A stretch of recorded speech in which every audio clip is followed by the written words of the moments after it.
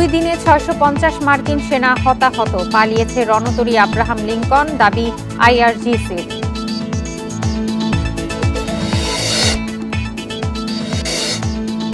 আসিফ মাহমুদের ব্যাংক হিসাব তলব বিএফআইইউ, 3 দিনের মধ্যে সব তথ্য জানানোর নির্দেশ।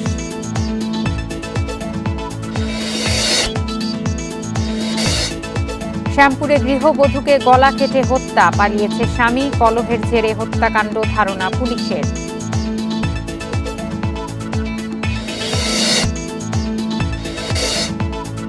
চট্টগ্রামে 150 পরিবার পাচ্ছে ফ্যামিলি কার্ড, পতেঙ্গায় যাচাই শেষ, প্রকৃত দরিদ্রকে দেয়ার দাবি।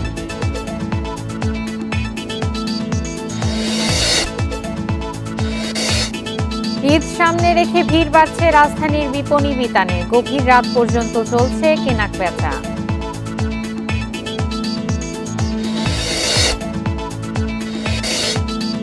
বিরোধের জেরে সীতাকুণ্ডে শিশু হত্যা, গ্রেপ্তারের পর স্বীকারোক্তি, সড়ক অবরোধের চেষ্টা জনতার।